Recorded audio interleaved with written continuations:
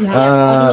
Bisa jelaskan dalam rangka apa mendatangi Mahkamah Konstitusi pada hari ini? Terima kasih, selamat siang rekan-rekan media ya yang sudah datang ke Mahkamah Konstitusi. Betul, kami dari Perkumpulan Konsultan Hukum Medis dan Kesehatan PKHMK hari ini melalui kuasa hukum kami nanti diterangkan oleh rekan Bapak Dr. Petrus Balapatayona SHMH dan teman-teman, kami mendaftarkan uji materi ya terhadap Undang-Undang Kesehatan khususnya pasal 304 dan 308 yang mensyaratkan apabila tenaga medis dan tenaga kesehatan melakukan pelanggaran hukum baik dalam pidana maupun perdata, maka harus terlebih dahulu meminta rekomendasi dari majelis.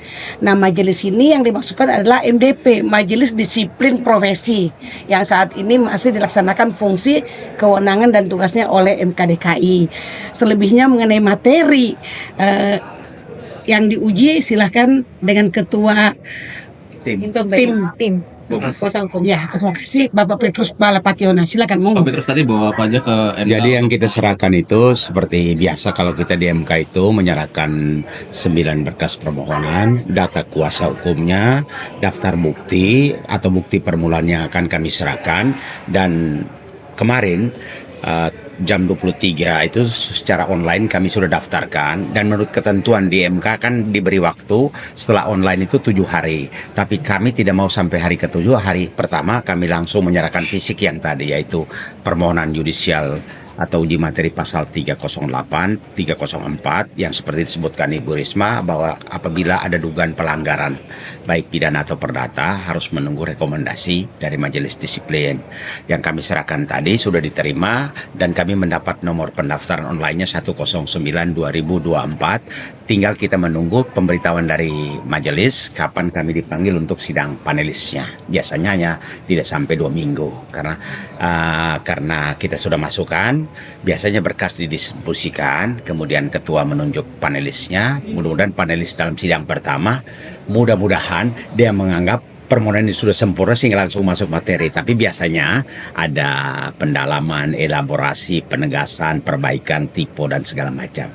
Dan biasanya itu hal yang biasa buat kami, sehingga ketika pihak-pihak pemerintah, DPR atau pihak terkait misalnya dalam hal ini ID, ketika memberi keterangan, draft yang final itu yang akan dijawab oleh mereka. Misalnya mengapa pasal itu muncul, mengapa ada begini-begini, biarlah DPR yang menjelaskan situasi pembahasannya seperti apa. Karena walaupun DPR-nya sudah berganti, tapi notulensinya pasti ada. Setiap kali kami sidang akan dibuka datanya, siapa berbicara apa, ada semua di situ. Ya begitu ya. Jadi kita tunggu panggilan dari MK, dan ini nomornya di dokumen online-nya 109 online-nya. Tapi ini kan hanya tanda terima, berkas fisik, surat kuasa, alat bukti dan daftar bukti. Tim hukum siapa aja Pak? Kami 22 orang. 22 orang. Pertama 3 pemberi kuasa, pemohonnya 3 memberi kuasa kepada 22 advokat yang tergabung dalam disiplin kesehatan juga. Ya, kami semua memiliki keahlian di bidang itu, dan ada juga yang masih belajar. Tapi semuanya advokat. Ya, oke. Apa yang diharapkan ke depan dari para pemohon ini? Kita mohon begini intinya, bahwa apabila ada pelanggaran yang diduga baik pidana atau perdata oleh tenaga medis atau tenaga kesehatan, kata rekomendasi tidak diperlukan lagi.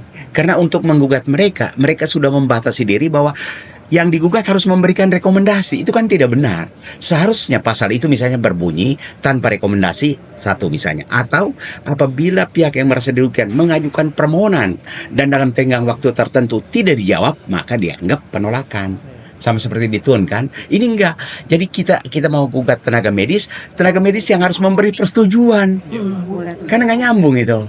Ya, itulah intinya. Dan ini menghambat, sehingga kita bawa ke MK ini. Pertama, semua warga negara bersamaan kedudukan di hadapan hukum. Ya, dan ini menyangkut tenaga kesehatan. Jadi semua harus sama. Kenapa mereka seperti memiliki imunitas? Itu kita tidak mau. Semua sama kok. Siapapun yang diduga melakukan perbuatan melawan hukum, tindak pidana, kan diproses. Tidak harus mereka yang mau diproses harus memberi persetujuan diproses. Kan tidak benar itu. Ya. Oke. Makasih Pak. Terima kasih. Ya.